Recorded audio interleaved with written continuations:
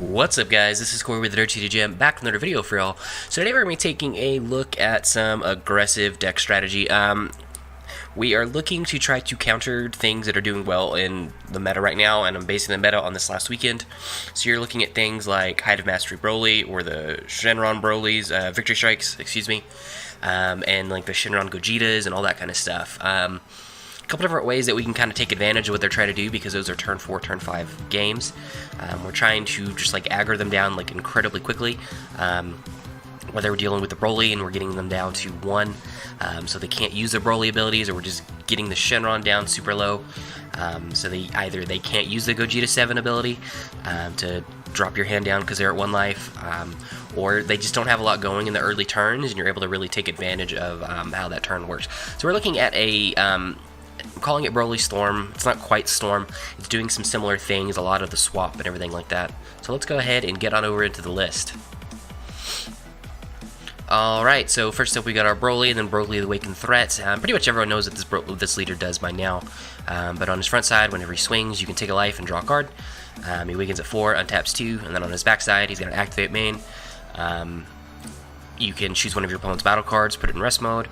Whenever he attacks, draw a card, and that's not limited to once per turn. And then his second activate man is once per turn. You can take a life, then choose one of your cards and switch it to active mode. So you can switch him back to active mode, swing again, draw a card. You can switch one of your energy to active mode. You can switch one of your battle cards to active mode, all that kind of cool stuff. Moving on to the list. So first up, we got 4 Furthering Destruction Champa. Like I said, we're trying to be like incredibly aggro. So being able to give things double strike early, double strike late, all that kind of stuff is really good for us. So we want to see this more often. Next up, we have Adoptive Father-Son Gohan. Obviously, Bardock would be ideal here, but Bardock's no longer a thing. So we got to work with what we can, and Adoptive Father lets us swap into our 2-drops and kind of swing with that. He's also a blocker for situations where that matters. Next up, we got 2 Mutai Ito. So this is just one of the best cards in the game right now. It gets past the Fleck. There's a lot of big bombs in the format right now, and he kind of helps us deal with those. So just a really kind of crucial card if you're playing yellow. His price is coming down a little bit. I think he's like closer to $20 now, so it's not too much of a wallet hit to get them, and they're a little bit more accessible now than they've been.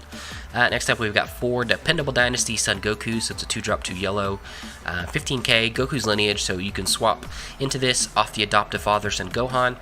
This is one of our primary attackers for the deck.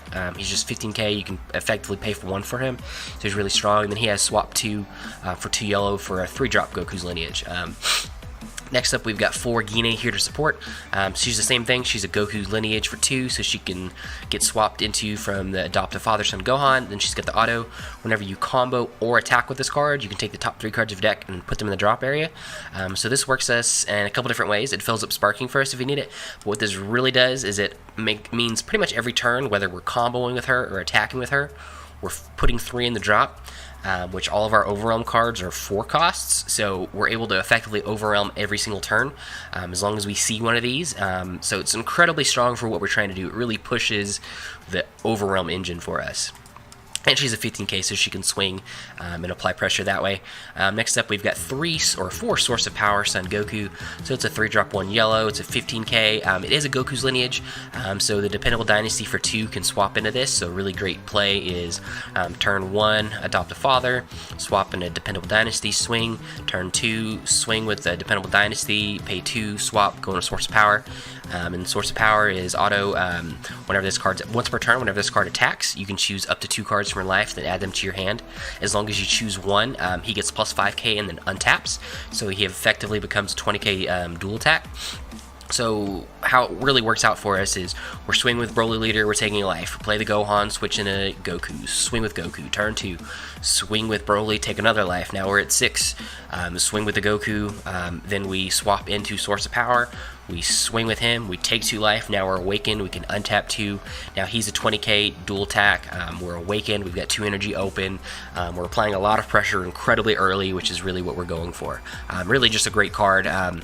I'll be honest with you, I didn't realize that this was a Goku's lineage until probably when I was working around this list this weekend on Sunday, so I think this is really cool strategy we can go with. Next up, we've got 2 Ultimate Potential Super Saiyan 2 Son Gohan, so it's a 3-drop, 2 yellow, 15k, it has swap, so it's searchable off Successor. It has an auto whenever you play this card, choose up to one of your opponent's battle cards in rest mode and KO it. So it's a swap 3, so Dependable Dynasty can swap into this as well and kill something. And it's a Sugesh target, it's a 15k swing, all that kind of stuff. It checks all the boxes of what we're trying to do in the deck, so it's just really good for us. Next up, we've got 2 Time Control Cronoa. Mainly, this is just a play 1, draw 1, and then it works out because it protects us from Sugesh, which is in a lot of different decks right now in the format. We're trying to go really aggressive, and we don't want to get blown out by a Sugesh or another Ultimate Potential Super Saiyan 2 Sun Gohan, so Time Control Cronoa really works out for us there. Alright, and then next up we get into our overall package. We have 3 Bardock Awakened Instincts. So this is the Anniversary Box Bardock. It is a 20k 4-drop. It is Overwhelm for 4 and free. And then whenever it comes into play with Overwhelm, you draw 2 cards, pitch 1, and it's a 20k. So just really, really great. Like we talked about, Overwhelm 4 is where we're wanting to hit. If you combo a Gine, you're Overwhelm 4 already. You just mill 3. And so we can start playing these guys out. Turn 1, turn 2, we're drawing cards, pitching cards, swinging with a big 20k. We're refilling the drop because we're pitching cards off of his ability to kind of go into things later. So just really, really great aggressive card. And then next up, we've got 3 Mira Creator Absorb. So pretty much everyone knows this is 2. It's one of the big bombs in the game. Overwhelm 4 for 1. It's a 30k.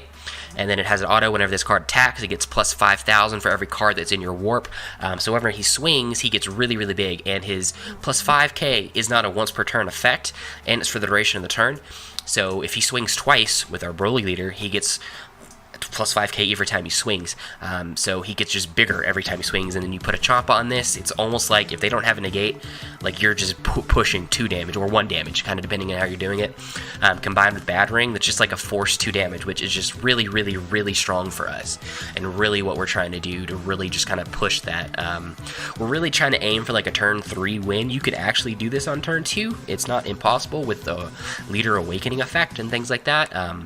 But turn 3 is way more realistic for us. Next up for our super combos, we're running a 2-2 Jocko Sugesh split. Sugesh is really just to get out the Ultimate Dynasty or Ultimate Potential, so we can just start KOing things in rest mode. Just get more aggressive. We can Sugesh in an Explosive Power.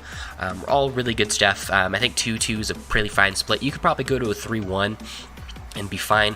I just like having the ability to Sugesh in our targets. Next up into our extra cards, we've got 4 Successor of Hope. It's a really great search card. It's free. It makes us effectively have a 46 card deck. We're able to search our Grandpa Gohan, our Dependable Dynasty, and then our Ultimate Potential. So we have a lot of cards that can target off his successor. So it's just really good. It finds us what we need when we need it. It's a great, just charges an energy, and it's a 0 cost, so it's just free. Next up, we've got 2 Battering. This is kind of how we close out games, especially with the Mira. We swing at the Mira. They say, okay, cool, negate. All right, now I'm going to Battering that. Then give Chomp. They give Mira double strike, and I just win.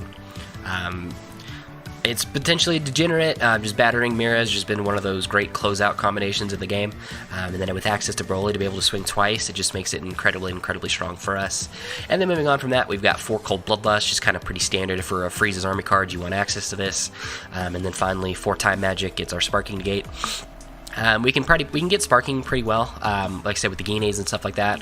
We're filling up our drop pretty efficiently, and then we can just like Time Magic for free, so it's really good stuff there. Overall, like I said, this is trying to be just like incredibly, like, I'm going to hit you hard, I'm going to hit you fast, I'm going to hit you a lot. There are cards and decks and things like that that do cause problems for you. Obviously, striving to be the best, which while it's not super popular, it is a card that's in the format that you do need to be aware of. It can cause you a lot of problems. Other things are the 1-drop Kai from the Anniversary box that says cards with energy cost of 2 or less can attack for the duration of the next 2 turns or whatever it is. So that does cause you problems, but those aren't cards that are being like incredibly played in the format right now. So I'm not like overly worried about them. And like I said, we're just trying to take advantage of decks right now that are going to turn 4, turn 5. We're just trying to crack on them like as quickly as possible. A lot of those decks aren't being like super proactive in the early turns. You're looking at things like Shinra and Gogeta. They just can't apply pressure to you, turn 1, turn 2. They can't even really kill your battle cards in the early turns, so you're really safe swinging with your Dependable Dynasties and your Gines and things like that, and just filling up the drop, and then just going into a big mirror and just kind of blowing them out. Even if you're not killing them, if you're getting them the 1, you're making that Gogeta like way less effective, because then they can't use the shuffle your hand and back in the deck strategy, which is really good for you. But overall, like I said, I think this deck has potential, especially like into this coming weekend. if you're looking for something that's a little bit different.